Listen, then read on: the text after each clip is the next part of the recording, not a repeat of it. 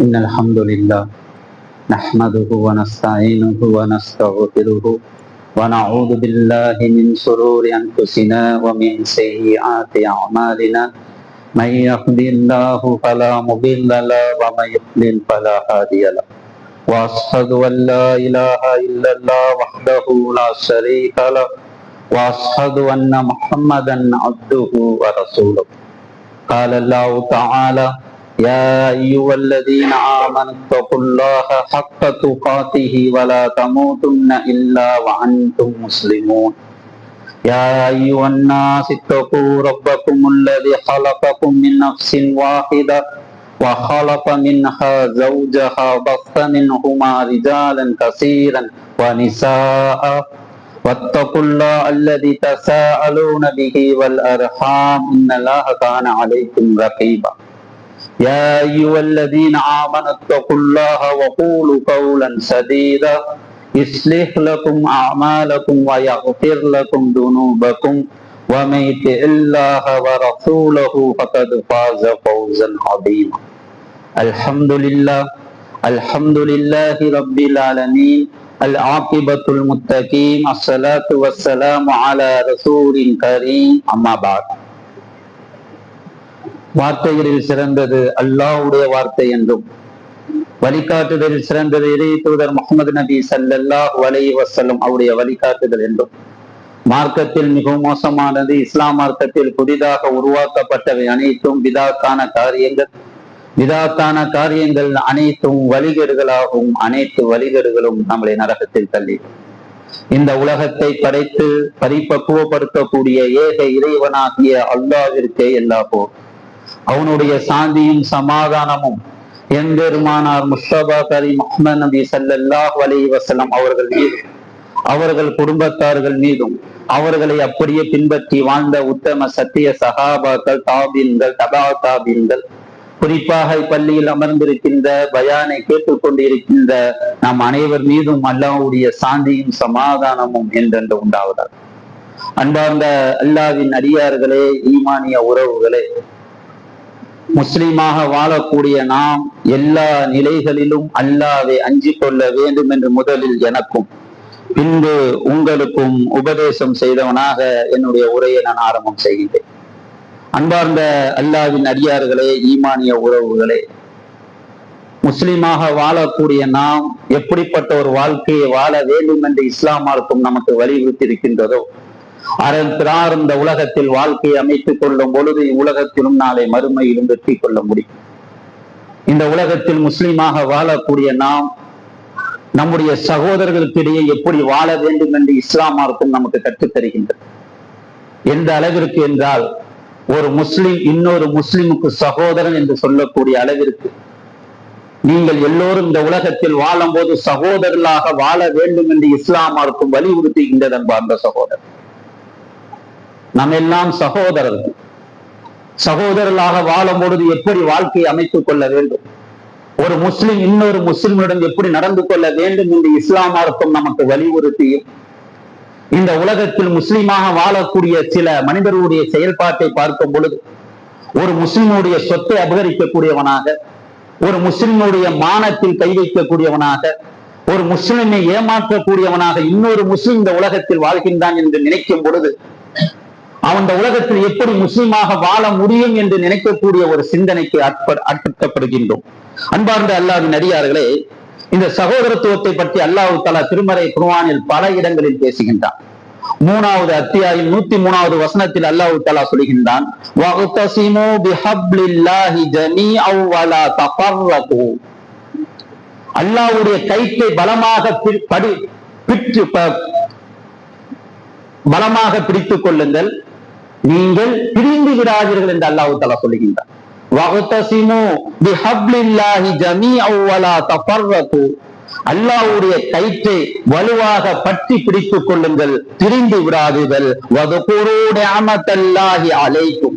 இறைவன் கொடுத்த நியமத்தை நீங்க நினைத்து பாருங்கள். இது குன்தும் அஅதாஅன் ஃபஅல்லஃப பைன குலூபிக்கும் ஃபஅஸ்பஹ்தும் பிநிஅமதிஹி இஹ்வானா. நீங்கள் எல்லாம் பகைவர்களாக இருந்தீர்கள், அல்லாஹ் உங்களுடைய உள்ளங்களுக்கிடையே அன்பை ஏற்படுத்தி உங்களை சகோதரர்களாக அல்லாஹ் தஆலா ஆக்கினான். வ குன்தும் அலா ஸஃபா உஃரத்தின் மினன் நாரி ஃபஅன்கதகும் மின்ஹா.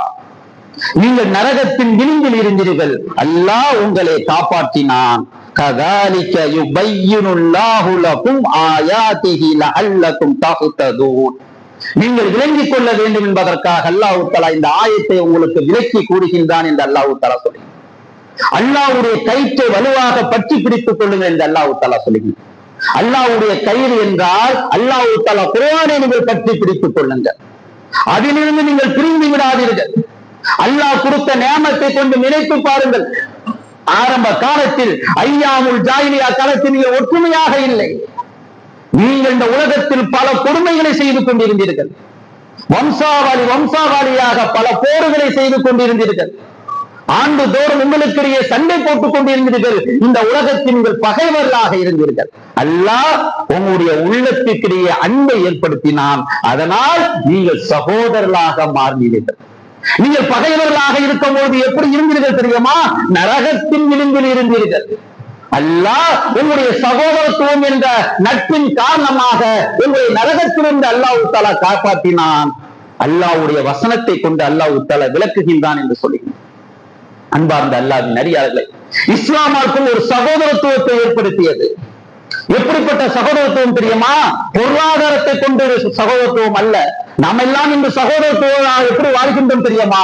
பொருளாதாரத்தின் அடிப்படையில் நம்முடைய சகோதரத்துவத்தை நாம் ஏற்படுத்திக் கொள்கின்றோம். நமக்கு யாராவது உதவி செய்தால் அவர்களோடு நட்பு வைத்துக் கொண்டிருக்கின்றோம், சகோதரத்துவத்தோடு வாழ்கின்றோம். நம்மிடம் யாராவது உதவி கேட்டால் அவருடைய சகோதரத்துவத்தை நாம் துண்டித்து விடுகின்றோம். அன்பார்ந்த அல்லாஹ்வின் அடியார்களே, நபி ஸல்லல்லாஹு அலைஹி வஸல்லம் அவர்கள் உருவாக்கின சகோதரத்துவம் எப்படிப்பட்ட சகோதரத்துவம் தெரியுமா? கொள்கையின் அடிப்படையில் உருவான சகோதரத்துவம்.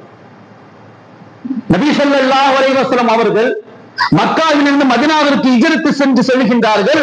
அங்கு அவுஸ் கஸ்ரத் என்று சொல்லக்கூடிய இரண்டு கோத்திரங்கள் பல நாட்களாக சண்டை போட்டுக் கொண்டிருந்தது. வருடங்களுக்காக அவர்களுக்கிடையே பல பகைமையோடு வாழ்ந்து கொண்டிருந்தார்கள். அவர்களுக்கிடையே நபி ஸல்லல்லாஹு அலைஹி வஸல்லம் சகோதரத்துவத்தை ஏற்படுத்தினார்கள். அந்த சகோதரத்துவம் எப்படிப்பட்ட சகோதரத்துவமாக மாறியது தெரியுமா? யார் என்றே தெரியாமல், எவர் என்றே தெரியாமல் மக்காவிலிருந்து மதீனாவிற்கு ஹிஜ்ரத் செய்து முஹாஜிர்கள் வந்தார்களே, அவர்களுக்கு தன்னுடைய சொத்திலிருந்து பாதியை கொடுக்கக்கூடிய அளவிற்கு சகோதரத்துவத்தை நபி ஸல்லல்லாஹு அலைஹி வஸல்லம் ஏற்படுத்தினார்கள். என்றால் எதன் அடிப்படையில் ஏற்படுத்தினார்கள்? லா இலாஹா இல்லல்லாஹ், மார்க்கத்துக்குரியவன் அல்லாஹ்வை தவிர யாரும் இல்லை என்ற கொள்கையின் அடிப்படையில் ஒரு சகோதரத்துவத்தை ஏற்படுத்தினார்கள். அன்பார்ந்த சகோதரர், நாம் எல்லாம் நாவின் மூலமாக, சொல்லின் மூலமாக நாங்கள் சகோதரர் என்று சொல்லிக் கொண்டிருக்கின்றோம். உண்மையாகவே சகோதரர்களாக வாழ்ந்து கொண்டு இருக்கின்றோமா? ஒரு சகோதரன் வாழ்க்கையில் முன்னேறினால் அவனுக்காக பிரார்த்தனை செய்கின்றோமா? அந்த முன்னேற்றத்தை பார்த்து நாம் போராமைப்படுகின்றோமா? அன்பார்ந்த அல்லாஹ்வின் அடியார்களே, கொஞ்சம் சிந்தித்து பாருங்கள். எந்த அளவிற்கு என்றால், உசாமா இப்னு ஸைத் ரலியல்லாஹு அவர்கள் அறிவிக்கின்றார்கள்.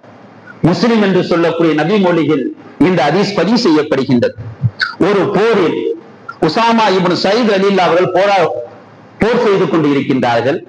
அந்த நேரத்தில் ஒரு எதிரி தன்னுடைய வாள் கீழே விழுந்தவுடன் லா இலாஹா இல்லல்லாஹ் என்ற கலிமாவை சொல்கின்றார். இதை யாரு பார்க்கின்றார்? உசாமா இப்னு ஸைத் ரலியல்லாஹு அவர்கள் காதால் கேட்கின்றார்கள். கேட்ட பிறகும் அவரை கொன்று விடுகின்றார்கள். இந்த செய்தி நபி ஸல்லல்லாஹு அலைஹி வஸல்லம் அவர்கள் காதில் செல்கின்றது. உசாமா இப்னு ஸைத் ரலியல்லாஹு அவர்களை கூப்பிட்டு விசாரிக்கின்றார்கள். உசாமாவே, நீ போரில் ஈடுபட்டுக் கொண்டிருக்கும் பொழுது உன்னுடைய எதிரி லா இலாஹா இல்லல்லாஹ் என்ற கலிமாவை சொன்னவுடன் நீ அவனை கொன்றாயமே என்று கேட்டவுடன், ஆமா யா ரசூலுல்லாஹ், ஏனென்றால் அவன் உண்மையாக ஈமான் கொள்ளவில்லை. அவன் தன்னுடைய உயிர் போய்விடுமோ என்ற பயத்தில் கலிமாவை சொன்னான், அதனால் நான் அவனை கொன்றேன். நபி ஸல்லல்லாஹு அலைஹி வஸல்லம் அடுத்த வார்த்தையை சொன்னார்கள், உசாமாவே, அவனுடைய உள்ளத்தை பிளந்து பார்த்தாயா? உசாமாவே, அவருடைய உள்ளத்தை நீ பிளந்து பார்த்தாயா? அல்லாஹ்வை அஞ்சிக்கொள். நாளை மறுமையில் அந்த அடியான் அந்த கலிமாவோடு உனக்கு எதிராக வந்து நின்றால் உன்னுடைய நிலைமை என்னவாக ஆகும்? நீ நினைத்தாய் அவன் உயிர் பயத்திற்காக கொன்றான் சொன்னான் என்று. ஆனால் நாளை மறுமையில் அல்லாஹ்வின் முன்னிலையில் அந்த கலிமாவோடு நீ கொன்ற அந்த மனிதன் உனக்கு எதிராக வந்து நின்றால் உன்னுடைய நிலைமை என்னவாகும் என்று சொன்னவுடன் உசாமா ரலியல்லாஹு அவர்கள் அன்பிலிருந்து ஒரு முடிவு செய்தார்கள், இனிமேல் முஸ்லிமுக்கு எதிராக என்னுடைய வாளை நான் உயர்த்த மாட்டேன் என்று. அலி ரலியல்லாஹு அவருடைய காலத்தில் மிகப்பெரிய ஒரு இஸ்லாமியர்களுடைய போர் ஏற்படும் பொழுது அலி ரலியல்லாஹு அவர்கள் உசாமாவை கூப்பிடுகின்றார்கள், என்னுடைய அணிக்கு வந்துவிடுங்கள் என்று உசாமா சொன்னார். என்னுடைய வாள் முஸ்லிமுக்கு எதிராக இனிமேல் தூக்கப்படாது. சுப்ஹானல்லாஹ். அந்த கலிமா எப்படிப்பட்ட ஒரு சகோதரத்துவத்தை ஏற்படுத்தியது பாருங்கள். பாருங்க, சகோதரன் கலிமா சொன்னான் உன்னுடைய சகோதரன், அவனை நீ கொல்லக்கூடாது. இஸ்லாம் சொல்லக்கூடிய முறை. ஆனால் ஒன்றாக தொழுகின்றோம், ஒன்றாக பேசுகின்றோம். ஆனால் நம்முடைய உள்ளத்தில் வஞ்சகத்தோடு இந்த உலகத்தில் வாழ்ந்து கொண்டு இருக்கின்றோம். சிரித்து பேசுகின்றோம், சிரித்து பழகின்றோம். ஆனால் உன்னுடைய சகோதரனை பற்றி உன்னிடம் கேட்கும் பொழுது அவனை பற்றி நல்ல முறையில் சொல்கின்றாயா? இல்லையே, குறையே தான் முதலில் சொல்கின்றாய். அவனிடம் 1000 குறை இருக்கும், அவன் தொழுகையாக இருக்கின்றான் என்று நல்லதை சொல்லக்கூடிய சகோதரத்துவம் நம்மிடம் இல்லையே. அவனுடைய குறையை வரிசையாக சொல்லக்கூடிய ஒரு மூமின் நம்முடைய சகோதரனை பற்றி சொல்லுகின்றோமே, அவனுடைய நல்லதை சொல்லலாம் என்று என்னைக்காவது துணிகின்றோமா? அன்பார்ந்த அல்லாஹ்வின் அடியார்களே, நபி ஸல்லல்லாஹு அலைஹி வஸல்லம் அவர்கள் இந்த சகோதரத்துவத்தை எப்படி உருவாக்கினார்கள் என்றால் சாதாரணமாக உருவாக்கவில்லை, ஒரு கொள்கையின் அடிப்படையில் உருவாக்கினார்கள். அந்த கொள்கை என்னவென்றால் அல்லாஹ் தஆலாவுடைய திருமறை குர்ஆனில் கூறுகின்றார், யா அய்யுஹன் நாஸ் இத்தகு ரப்பக்கும் அல்லதி ஹலகக்கும் மின் நஃப்ஸின் வாஹிதா வ ஹலக மின்ஹா ஜௌஜஹா வ பஸ்ஸ மின்ஹுமா ரிஜாலன் கஸீரன் வ நிஸாஆ. நீங்கள் அல்லாஹ்வை அஞ்சிக் கொள்ளுங்கள். எந்த அல்லாஹ்வே ஒரு ஆத்மாவிலிருந்து உங்களை படைத்தானே அந்த அல்லாஹ்வை அஞ்சிக் கொள்ளுங்கள். அந்த ஆத்மாவிலிருந்து அவருடைய மனைவியை அல்லாஹ் தஆலா படைத்தான். அவருடைய 2 நபர்கள் மூலமாக ஏனைய ஆண்களையும் பெண்களையும் அல்லாஹ் தஆலா படைத்தான். அப்படிப்பட்ட ரப்பை நீங்கள் அஞ்சிக் கொள்ளுங்கள். சுப்ஹானல்லாஹ். ரசூலுல்லாஹ் தன்னுடைய தோழர்களுக்கு சொல்லக்கூடிய விஷயம் என்ன தெரியுமா? நாம் எல்லாம் சகோதரன் எது அடிப்படையில் தெரியுமா? மொழியின் அடிப்படையில் அல்ல, வம்சாவளியின் அடிப்படையில் அல்ல, கொள்கையின் அடிப்படை. லா இலாஹ இல்லல்லாஹ், வணக்கத்துக்குரிய அல்லாஹ்வை தவிர யாரும் இல்லை என்று ஒரு கலிமாவை சொல்லிவிட்டால் அவன் உனக்கு சகோதரன். அவன் கருப்பாக இருக்கலாம், சிவப்பாக இருக்கலாம், எந்த நிலத்தை சார்ந்தவனாக இருக்கலாம், எந்த நாட்டை சார்ந்தவனாக இருக்கலாம், முஸ்லிமாக இருந்தால் உன்னுடைய சகோதரன் என்ற கொள்கையின் அடிப்படையில் நபி ஸல்லல்லாஹு அலைஹி வஸல்லம் சகோதரத்துவத்தை உருவாக்கினார்கள். அன்பார்ந்த மக்காவில் வாழக்கூடிய மக்கத்து காபிர்கள் எப்படி இந்த உலகத்தில் இருந்தார்கள் தெரியுமா? மொழியின் அடிப்படையை கொண்டு, வம்சாவளியின் அடிப்படையை கொண்டு நாங்கள் தான் உயர்ந்தவர்கள். ஏன்? எங்களுடைய வம்சாவளி உயர்ந்த வம்சாவளி, நாங்கள் உயர்ந்த கோத்திரத்தை சார்ந்தவர்கள், நாங்கள் அரபி மொழி பேசக்கூடியவர்களாக இருக்கின்றோம், நாங்கள் கவிஞர்களாக இருக்கின்றோம், நாங்கள் பொருளாதார உச்சியில் இருக்கின்றோம், அதனால் நாங்கள் உயர்ந்தவர்கள் என்று சொன்னார்கள். அப்படிப்பட்ட இறை நிராகரிப்பாளர்கள் நபி ஸல்லல்லாஹு அலைஹி வஸல்லம் அவரோடு பேச்சுவார்த்தை நடத்துகின்றார். என்ன பேச்சுவார்த்தை? நாங்கள் இஸ்லாத்தை ஏற்றுக்கொள்வதாக இருந்தால் எங்களுக்கு என்று ஒரு தனி இடத்தை ஒதுக்க வேண்டும். நாங்கள் ஏழைகளோடு அடிமைகளோடு சமமாக உட்கார்ந்து கல்வி கற்க மாட்டோம். எங்களுக்கு எந்த ஒரு நாளையும் ஒரு நேரத்தையும் ஒதுக்கினால் நாங்கள் இஸ்லாத்தை தழுவோம் என்று பேச்சுவார்த்தை நடக்கும் பொழுது அப்துல்லா இப்னு உம்மி மக்தூம் என்று சொல்லக்கூடிய கண் தெரியாத ஒரு சஹாபி நபி ஸல்லல்லாஹு அலைஹி வஸல்லம் குரலை கேட்டு நபி ஸல்லல்லாஹு அலைஹி வஸல்லம் அவர்களுக்கு சலாம் சொல்கின்றார்கள். நபி ஸல்லல்லாஹு அலைஹி வஸல்லம் தன்னுடைய முகத்தை கொஞ்சம் திருப்பினார்கள். ஏன்? அவர்கள் பேசிக் கொண்டிருப்பது ஏழைகளை பற்றியும் அடிமைகளை பற்றியும். இவர் ஏழை, அந்த நேரத்தில் இவர் வந்து விட்டாரே எந்த எண்ணத்தில் கொஞ்சம் முகத்தை திருப்பும் பொழுது அல்லாஹ் தஆலா வசனத்தை இறக்கின்றான். அபஸ வ தவல்லா, முகத்தை திருப்பிக் கொண்டார், கடுக்கடுத்தார். தன்னுடைய நபி ஸல்லல்லாஹு அலைஹி வஸல்லம் குற்ற உணர்வை நபி அல்லாஹ் தஆலா குர்ஆனில் மிக தெளிவாக எடுத்துரைத்தார். ஏன் முகத்தை திருப்பிக் கொண்டீர்கள்? ஏன் கடுக்கடுத்தீர்கள்? அன்பார்ந்த அல்லாஹ்வின் அடியார்களே, நபி ஸல்லல்லாஹு அலைஹி வஸல்லம் அவர்கள் மரணிப்பதற்கு முன்னால் ஒரு ஹஜ்ஜை மேற்கொண்டார்கள். அந்த ஹஜ்ஜி தான் ஹஜ்ஜத்துல் விதா, இறுதி ஹஜ்ஜி. அதற்கப்புறம் நபி ஸல்லல்லாஹு அலைஹி வஸல்லம் மரணம் தான் நிகழ்ந்தது. அந்த ஹஜ்ஜத்துல் விதாவில் சில உபதேசங்களை எடுத்து சொன்னார்கள். அதில் முக்கியமான ஒரு உபதேசம் என்ன தெரியுமா அன்பார்ந்த சகோதரர்களே? யா அய்யுஹன் நாஸ், ஓ மனிதர்களே, அறிந்து கொள்ளுங்கள், நன்றாக கவனமாக கேளுங்கள். ஏனென்றால் அடுத்த வருடம் இந்த இடத்தில் நான் இருப்பனா என்று எனக்கு தெரியாது. கவனமாக கேளுங்கள் என்று சொல்லிவிட்டு சொன்னார்கள், அலா, அறிந்து கொள்ளுங்கள், இன்ன ரப்பக்கும் வாஹித், உங்களுடைய இறைவன் ஒருவன் தான். வ இன்ன அபாக்கும் வாஹித், உங்களுடைய தந்தையும் ஒருவர் தான். நபி ஸல்லல்லாஹு அலைஹி வஸல்லம் சொன்னார், உங்களுடைய இறைவன் ஒருவர் தான், உங்களுடைய தந்தை ஆதம் அலைஹிஸ்ஸலாம் அவர்கள் தான். அலா, அறிந்து கொள்ளுங்கள், லா ஃபல்ல லி அரபியின் அலா அஜ்மையின் வலா லி அஜ்மையின் அலா அரபியின். அரபியனை விட அரபி அல்லாதவன் சிறந்தவன் அல்ல, அரபி அல்லாதவன் விட அரபியன் சிறந்தவன் அல்ல. வலா அஹ்மர அலா அஸ்வத வலா அஸ்வத அலா அஹ்மர, கருப்பனை விட வெள்ளையனோ வெள்ளையனை விட கருப்பனோ சிறந்தவன் அல்ல. இல்லா பி தக்வா, இறையச்சத்தை தவிர. நீங்கள் அல்லாஹ்விடத்தில் சிறந்தவர்களாக ஆக வேண்டும் என்றால் உங்களிடம் இறையச்சம் இருக்க வேண்டும். அல்லாஹ் இறையச்சத்தை கொண்டுதான் உங்களை கண்ணியப்படுத்துவான், உங்கள் மீது அன்பு வைப்பான்.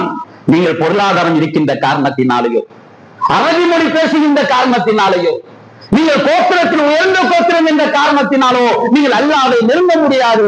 தக்வா, இறையச்சம் தான் அல்லாஹ்விடம் உங்களை நெருக்கத்தை ஏற்படுத்தும் என்று தன்னுடைய இறுதி ஹஜ்ஜின் போது நபி ஸல்லல்லாஹு அலைஹி வஸல்லம் சொன்னார். அல்லாஹ் தஆலாவுடைய திருமறை குர்ஆனில் கூறுகின்றான், இன்னமல் முஃமினூன இஹ்வா, மூமின்கள் அனைவரும் சகோதரர்கள் என்று அல்லாஹ் தஆலா சொல்லுகிறார். அன்பார்ந்த அல்லாஹ்வின் அடியார்களே, நாம் மூமின்களாக வாழ்கிறோம். மூமின்களாக வாழும் பொழுது மற்ற மூமியை நாம் சகோதரனாக பார்க்க வேண்டும். ஆனா நாம் எப்படி பார்க்கின்றோம்? அவரை ஏழையாக பார்க்கின்றோம். அவர் பொருளாதாரத்தில் பின்தங்கிய காரணத்தினால் அவரை அவமதிக்கின்றோம், அவரை ஒரு உதாசீனப்படுத்துகின்றோம்.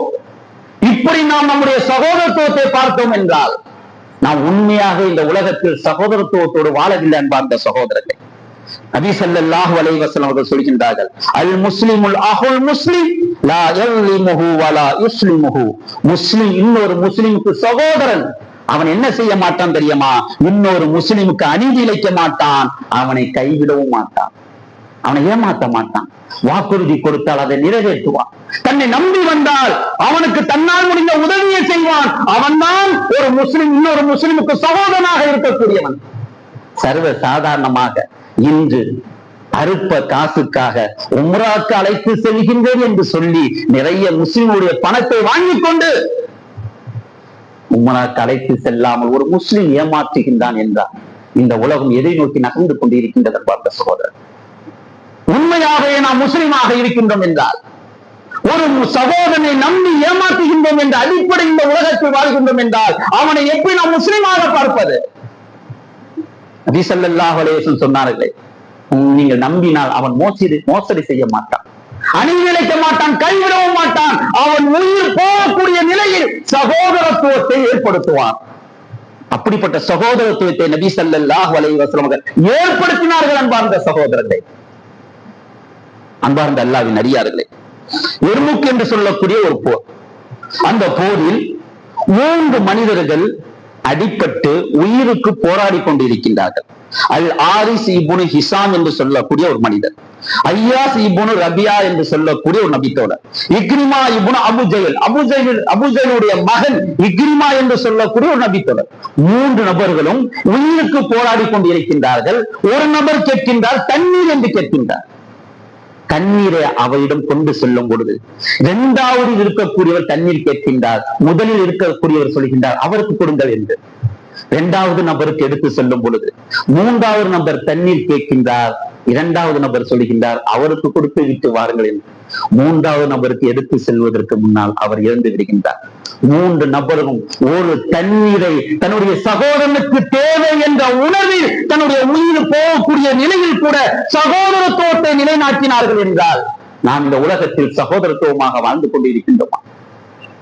தன்னுடைய உயிர் போகக்கூடிய அந்த நிலையில் ஒரு மனிதனுக்கு எந்த அளவிற்கு தண்ணீர் என்பது முக்கியம்.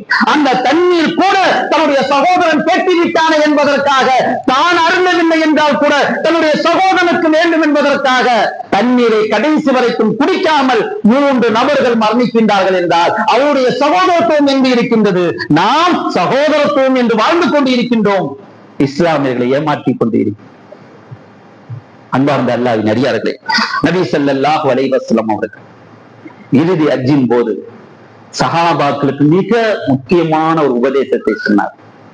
எப்படிப்பட்ட ஒரு உபதேசம் என்றால், ஒவ்வொரு முஸ்லிமும் மரணிக்கும் வரை இந்த உபதேசத்தை மறக்கக்கூடாது. ஏனென்றால் இந்த உபதேசம் உங்களுடைய அமல்களை அழித்து நரகத்திற்கு அழைத்து சென்றுவிடும். இது இன்று சர்வ சாதாரணமாக நடந்து கொண்டு இருக்கின்றது.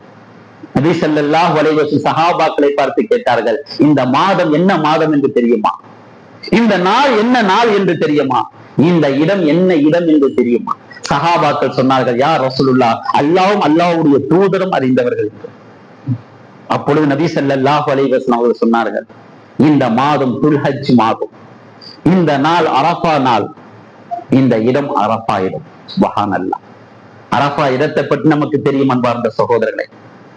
ஆஜிகள் முஸ்தலிஃபாலியோ மினாவிலோ தங்கவில்லை என்றால் அதற்கு பரிகாரமாக 2 ஆட்டை குர்பானி கொடுத்தால் போதுமானது.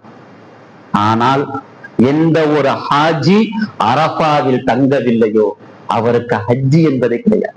எத்தனை ஆட்டை அல்லாஹ்விற்காக நீங்கள் குர்பானி கொடுத்தாலும் உங்களுடைய ஹஜ்ஜி அல்லாஹ்வால் ஏற்றுக்கொள்ளப்படாது. ஏன்? அவர் அரஃபா என்று சொல்லக்கூடிய இடத்தில் தங்கவில்லை என்றார். நபி ஸல்லல்லாஹு அலைஹி வஸல்லம் சொல்கின்றார்கள், பாருங்கள், இந்த மாதம் துல்ஹஜ் மாதம், இந்த நாள் அரஃபா நாள், இந்த இடம் அரஃபா இடம்.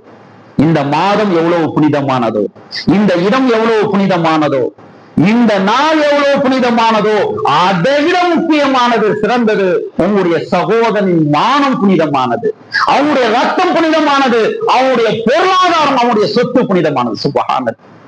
3 விஷயங்களை சொல்கின்றார். அவனுடைய மானத்தில் கை வைத்து விடாதீர்கள். அவன் இந்த உலகத்தில் கண்ணியமாக வாழ்ந்து கொண்டிருக்கலாம். அவன் மனிதன் என்ற அடிப்படையில் தவறுகள் செய்திருக்கலாம். அவன் மறைமுகமாக அல்லாஹ்விடம் பாவ மன்னிப்பு கேட்டு விடலாம். ஆனால் அந்த தவறுகளை நீங்கள் பகிரங்கப்படுத்தாதீர்கள்.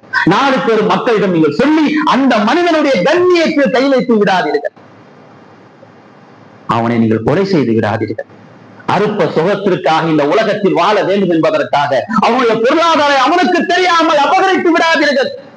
அப்படி அபகரித்தீர்கள் என்றால் அல்லாஹ்வுடைய நீதிமன்றத்தில் கண்டிப்பாக அல்லாஹ் தஆலா உங்களை பிடித்துக் கொள்வான். அன்பார்ந்த அல்லாஹ்வின் அடியார்களே, நாமெல்லாம் இன்று சர்வ சாதாரணமாக பள்ளிவாசலில் உட்கார்ந்து இன்னொரு மனிதனுடைய தவறுகளை பேசிக்கொண்டு புறம் பேசிக்கொண்டு இருக்கின்றோம். ஆனால் அவன் என்னுடைய சகோதரன் என்று சொல்லிக் கொண்டு இருக்கின்றோம். நம்முடைய நாவை கொண்டு எவ்வளவோ தவறுகளை செய்து கொண்டு இருக்கின்றோம். அன்பார்ந்த அல்லாஹ்வின் அடியார்களே, நபி ஸல்லல்லாஹு அலைஹி வஸல்லம் அவர்கள் சொன்னார்கள், என்னுடைய தோழர்களே, நீங்கள் எதையெல்லாம் வெற்றி கொள்வீர்கள் தெரியுமா? ரோம பேரரசை வெற்றி கொள்வீர்கள், பாராசியத்தை பெற்றுக் கொள்வீர்கள் என்று சொன்னார்கள். அந்த காலத்தில் அமெரிக்கா, ரஷ்யா போன்ற மிகப்பெரிய வல்லரசு நாடு அவர்கள் எல்லாம். நபி ஸல்லல்லாஹு அலைஹி வஸல்லம் காலத்திற்கு பிறகு சஹாபாக்கள் வெற்றி கொண்டார்கள். என்ன காரணம்? அவர்கள் ஈமானோடு சேர்ந்து சகோதரத்துவம் இருந்தது, ஒற்றுமை இருந்தது. அதனால் அவர்கள் பல நாடுகளை வெற்றி கொண்டார்கள். நம்மளிடம் ஈமானம் இல்லை, சகோதரத்துவமும் இல்லை. அன்பார்ந்த அல்லாஹ்வின் அடியார்களே, சகோதரத்துவம் நம்முடைய உள்ளத்தில் இருந்தது என்றால் நமக்கு ஒற்றுமை ஏற்படும். ஒற்றுமை ஏற்பட்டது என்றால் நாம் ஒரு சமுதாயமாக இந்த உலகத்தில் வாழ்ந்து எதையெல்லாம் அடைய வேண்டுமோ அதையெல்லாம் அடைவோம். இல்லை என்றால் அறுப்ப இந்த சுகத்திற்காக தன்னுடைய சகோதரனை நாம் காட்டி கொடுக்கக்கூடியவனாக, அவனை மாட்டிவிடக்கூடியவனாக இருந்தோம் என்றால் இந்த உலகத்தில் நாம் எந்த ஒரு வெற்றியும் காண முடியாது. ஆகவே அல்லாஹ்வின் அடியார்களே, சகோதரத்துவத்தோடு இந்த உலகத்தில் வாழ்ந்து சகோதரத்துவத்தோடு மரணிக்கக்கூடிய பாக்கியத்தை அல்லாஹ் தஆலா தர வேண்டும் என்று சொல்லிக்கொண்டு இந்த முதல் உரையை நான் முடித்துக் கொள்கின்றேன்.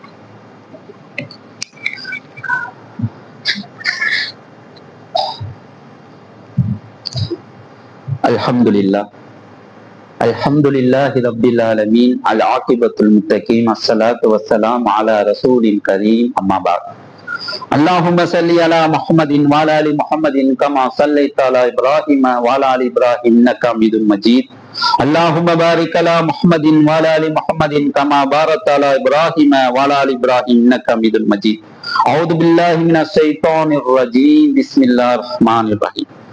அன்பார்ந்த அல்லாஹ்வின் அடியார்களே, ஈமானிய உறவுகளே, நபி ஸல்லல்லாஹு அலைஹி வஸல்லம் அவர்கள் நமக்கிடையே சகோதரத்துவத்தை ஏற்படுத்தக்கூடிய ஒரு அமலை சொல்லிக் கொடுத்தார். நீங்கள் பகைவர்களாக இருக்கின்றீர்களா? உங்களுக்கிடையே நீண்ட காலம் சண்டையா? உங்களுக்கிடையே பகைமையோடு இந்த உலகத்தில் குரோதத்தோடு வாழ்ந்து கொண்டு இருக்கின்றீர்களா? அப்படி என்றால் உங்களுக்கான ஒரு விஷயத்தை நபி ஸல்லல்லாஹு அலைஹி வஸல்லம் அவர்கள் சொல்கின்றார். அபூ ஹுரைரா ரலியல்லாஹு அவர்கள் அறிவிக்கின்றார்கள். முஸ்லிம் என்று சொல்லக்கூடிய நபி மொழியில் 54வது ஹதீஸாக பதிவு செய்யப்படுகின்றது.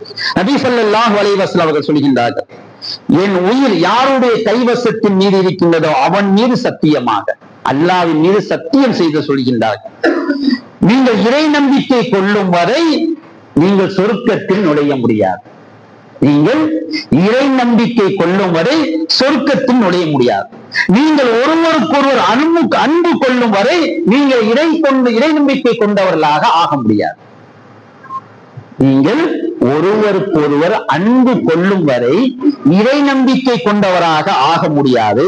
நீங்கள் எதை செய்தால் உங்களுக்கு ஒருவருக்கு அன்பு ஏற்படுமோ அதை நான் உங்களுக்கு சொல்லவா? ரசூலுல்லாஹ் சொல்லி கொடுத்தாங்க பாருங்க. இறை நம்பிக்கை என்பது ஈமான் மட்டும் சார்ந்ததல்ல. உங்களுக்குரிய அன்பு ஏற்படும் வரை நீங்கள் இறை நம்பிக்கை கொண்டவராக மாற முடியாது. அப்படி உங்களுக்குரிய அன்பை ஏற்படுத்த வேண்டும் என்றால் நான் ஒன்றை சொல்லவா? அதுதான் அஃப்சு ஸலாம பைனக்கும், உங்களுக்குரிய சலாத்தை பரப்புங்கள். சுப்ஹானல்லாஹ். சலாம் குறைந்து விட்டது அன்பார்ந்த சகோதரர். ஒரு மூமின் இன்னொரு மூமினை பார்த்தா அஸ்ஸலாமு அலைக்கும் வரஹ்மத்துல்லாஹி பரக்கத்து என்று சொல்லக்கூடிய அந்த சலாம் நம்முடைய நாவிலிருந்து வரமாட்டேங்குது. எப்பொழுது வருது தெரியுமா? நம்மளை விட உயர்ந்தவர்களாக இருந்தால், அதிகாரிகளாக இருந்தால், ஆட்சி அதிகாரத்தில் இருந்தால், செல்வந்தர்களாக இருந்தால் அவர்கள் சலாம் சொல்கின்றார்கள் இல்லையோ நாமளே ஓடி போய் சலாம் சொல்லிடுவோம். ஆனால் அதை ஏழைகளாக இருந்தால், பொருளாதாரத்தில் பின்தங்கினால், நம்மளை விட பொருளாதாரத்தில் தாழ்ந்தவர்களாக இருந்தால் அவர்கள் சலாம் சொல்லும் வரை நாம் எதிர்பார்த்து கொண்டு இருக்கின்றோம். எப்படி நமக்குரிய ஒற்றுமை வரும்? சலாம் கூட நாம் ஆளை பார்த்து சொல்லக்கூடிய ஒரு அமலாக போய்விட்டது அன்பார்ந்த சகோதரர்களே. ஆனால் நபி ஸல்லல்லாஹு அலைஹி வஸல்லம் அவர்கள் சொன்னார்கள், உங்களுக்குரிய சலாத்தை பரப்புங்கள். சொல்லுங்கள் என்று சொல்லவில்லை, பரப்புங்கள். சிறுவர்களை பார்த்தால் சலாம் சொல்லுங்கள், வயதானவர்களை பார்த்தால் சலாம் சொல்லுங்கள். சலாம் சொல்லுவதற்காக நீங்கள் முந்துங்கள். சுப்ஹானல்லாஹ். நம்முடைய நாவில் இருந்து சலாம் குறைந்து விட்டது அன்பார்ந்த சகோதரர். நாம் நம்முடைய பெற்றோர்களுக்கு சலாம் சொல்லவில்லையே, கணவன் மனைவிக்கு சலாம் சொல்லவில்லையே, தகப்பன் தன்னுடைய பிள்ளைகளுக்கு சலாம் சொல்லவில்லையே. எப்படி நாம் சலாத்தை பரப்புவது? நம்முடைய குடும்பத்திலேயே சலாம் இல்லாமல் போய்விட்டது. எப்படி குடும்பத்தில் பரக்கத்து வரும்? அல்லாஹ்வுடைய சாந்தியும் சமாதானமும் உங்களுக்கிடையே உருவாகட்டும். சுப்ஹானல்லாஹ். இப்படிப்பட்ட ஒரு வாழ்த்தை யார் வாழ்த்த முடியும் அன்பார்ந்த சகோதரே? ஆனால் ஒரு மூமின் இன்னொரு மூமினை வாழ்த்துவான், வாழ்த்த வேண்டும். ஆனா சலாம் சொன்ன அவர் பதில் சலாம் சொல்லல, நான் எப்படி சொல்ல முடியும்? இல்ல அன்பார்ந்த சகோதரர், பதில் சலாம் சொல்ல வேண்டும் என்று அல்லாஹ் கட்டளையிடுகின்றார். நீங்கள் அவர்கள் சலாம் சொன்னால் அதை விட அழகானதையோ அல்லது அதையே திருப்பி சொல்லுங்கள் என்று அல்லாஹ்வுடைய கட்டளை. ஆனா நம்ம என்ன செய்கின்றோம்? பகைமையின் காரணமாக ஒருவர் சலாம் சொன்னால் கூட நாம் கண்டும் காணாத மாதிரி போய்விடுகின்றோம். இல்ல அன்பார்ந்த சகோதரர்களே, ஒருவர் சலாம் சொல்லிவிட்டார் என்றால் நீங்கள் பதில் சலாம் சொல்வது உங்கள் மீது கடமை. எப்படி அல்லாஹ் தஆலா தொழுங்கள் என்று கட்டளையிடுகின்றானோ, நோன்பு வையுங்கள் என்று கட்டளையிடுகின்றானோ, அதே போன்ற ஒரு கட்டளை தான் சலாத்திற்கு பதில் சொல்வது. அவர் பதில் சலாம் சொல்லவில்லை என்பதற்காக நீங்கள் சலாம் சொல்வதை நிறுத்தி விடாதீர்கள். நீங்கள் சலாம் சொல்ல சொல்ல அல்லாஹ் தஆலா உங்களுடைய கண்ணியத்தை உயர்த்தி கொண்டே இருப்பான். ஆனால் நம்முடைய சலாம் எதை கொண்டு? பொருளாதாரத்தின் அடிப்படையில் உயர்ந்தவர்களை பார்த்து தாழ்ந்தவர்கள் என்ன நினைத்தால் அவர்கள் சலாம் சொல்ல வேண்டும் என்று பொறுமையாக இருக்கணும். இன்னும் அன்பார்ந்த சகோதரரை, நாம் உண்மையாக இன்னும் சகோதரர்களாக இணையவில்லை, இன்னும் சரியாக ஈமான் கொள்ளவில்லை. ஈமான் என்று சொல்லக்கூடிய அந்த ஈமான் உள்ளத்திற்கு சென்று விட்டது என்றால் நம்முடைய நாவில் யாரை பார்த்தாலும் சலாம் வந்துவிடும். இல்லையே, சலாம் குறைந்து விட்டது. அன்பார்ந்த அல்லாஹ்வின் அடியார்களே, சலாத்தை பரப்புவோம். அந்த சலாம் உங்களுக்கு அன்பை ஏற்படுத்தும், பாசத்தை ஏற்படுத்தும். 3 நாள் நீங்கள் சலாம் சொல்லுங்கள், 4வது நாள் அவர் உங்களுக்கு சலாம் சொல்வார். இது நபி ஸல்லல்லாஹு அலைஹி வஸல்லம் சொல்லக்கூடிய வார்த்தை. ஒரு காலம் பொய்யாவாது.